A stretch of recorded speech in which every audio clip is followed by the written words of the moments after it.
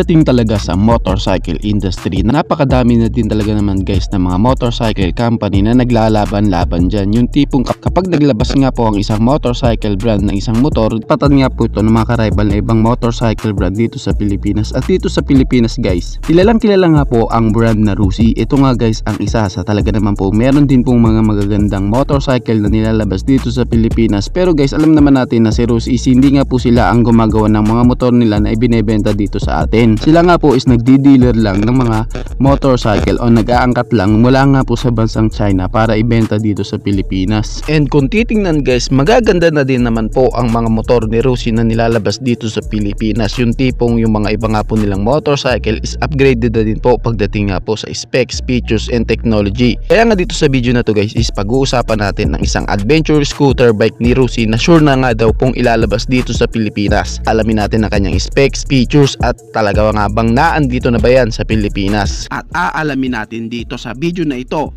kung ano nga ba dapat ang ating aabangan sa kanya. Kaya samahan nyo ako guys na pag-usapan ang motorcycle na ito. Pero bago yan, baka pwede naman na pa-subscribe ng aking YouTube channel.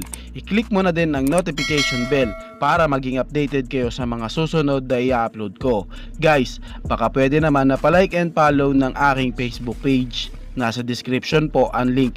Kaya make sure guys na tapusin nyo ang video na ito para malaman nyo ang information may kinalaman sa motorcycle na ito.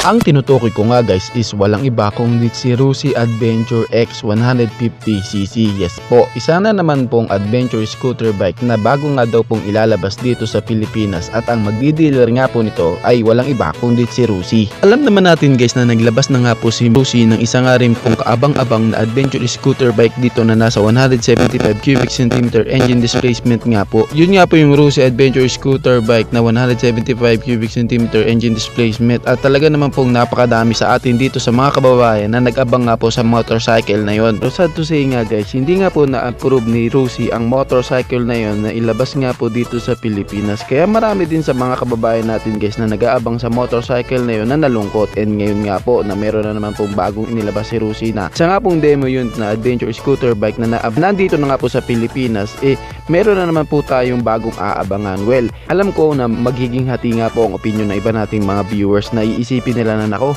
bagong paasa na naman ni Rusi yan sa atin. Well, yan guys is hindi nga po ganun. Tulad sa una nilang inilabas na Rusi Adventure scooter bike na sinabing i-market dito sa Pilipinas pero hindi nga po na-approve. Pero ito nga po sa ngayon malaki nga po ang tsansa na sure nga pong ilalabas dito sa Pilipinas ang adventure scooter bike na ito. Kung pag-uusapan natin guys ang kanyang physical appearance, makikitaan din po talaga natin ang adventure scooter bike na ito na meron nga po siyang magandang tindigan, magandang forma at maangas nga po na physical appearance. Samahan mo pa po sa aggressive looking, lalo na nga po yung kanyang headlight. Ang lakas nga po, maka Ducati style ng kanyang headlight. Samahan mo pa guys yung kanya nga pong windshield na ito nga po is adjustable windshield. Kung familiar kayo guys sa ADB ni Honda, same na same po sila kung paano mo i-adjust. Siyempre guys, mano-mano po ang pag-adjust nito. Samahan mo pa po sa kanya nga po mga materials na ginamit sa kanya. Yung mga pairings niya na matitibay po, and meron nga po siya guys na panel gauge na naka full digital panel gauge na. Samahan mo pa sa mga magaganda nga pong switch. Ang motorcycle na kahit nga po sabihin natin galing siya sa China,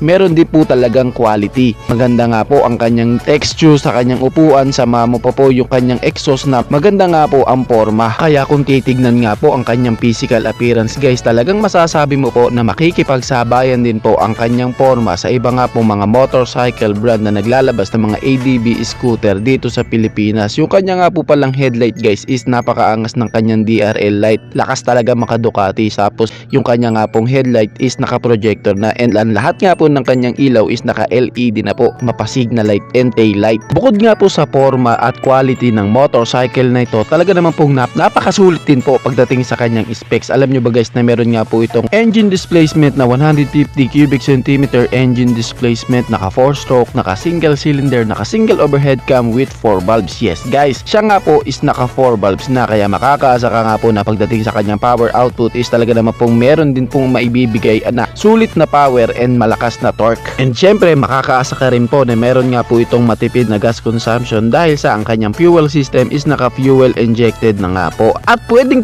din po ang motorcycle na to guys sa mga long ride, dahil alam nyo ba guys na ang kanya nga pong cooling system is naka liquid cooled engine na po, kaya sulit nga po talaga ang ADB scooter na ito. Kaya nga po pag naging available yan dito sa Pilipinas, check nga po na marami sa ating mga kababayan ang tatangkilik sa motorcycle na ito. Tungkol nga po pala guys sa kanyang power output, wala pa nga po pala akong mababanggit sa inyo dahil sa wala pa pong nilalabas na details about dito. Sa ngayon nga guys is ito muna mga information na ito ang ating mababahagi, at kapag may update nga po patungkol sa motorcycle na ito, agad ko din po kayong sasabihan. Pagdating nga po sa kanyang braking system, siya po is naka disc brake sa harap, naka disc brake na rin po braking system niya sa likuran. Pagdating po sa kanyang suspension, ito nga po guys is ginagamitan ng telescopic porta suspension sa unahan, dual shock absorber naman ang kanyang suspension sa likuran, and meron nga po siya guys na magandang gulong dahil sa off-road gaming din po ang motorcycle na to. Dual sport po adventure scooter bike na ito. Very unique nga po at maganda ang kanya nga pong handlebar na naka naked handlebar nga po ito, na meron nga pong wide na handlebar na makakaasa ka nga pong okay na okay pagdating sa traffic situation, dahil sa malawak nga po ang steering ranges mo, ilan din para mas maging maaluan ka lalo na kapag nasa traffic situation ka. Ang motor na to guys is naandito na nga po sa Pilipinas. Ito nga guys is meron na nga po tayo dito na dinala na demo unit. Ngayon nga po ang Rusi Adventure X 150 Fi guys is nasa Dumaguete na nga po, and ito nga po guys is nasa test unit na nga po. Tinetesting na po ang unit na ito at ino-observe kung ito nga po guys is pwede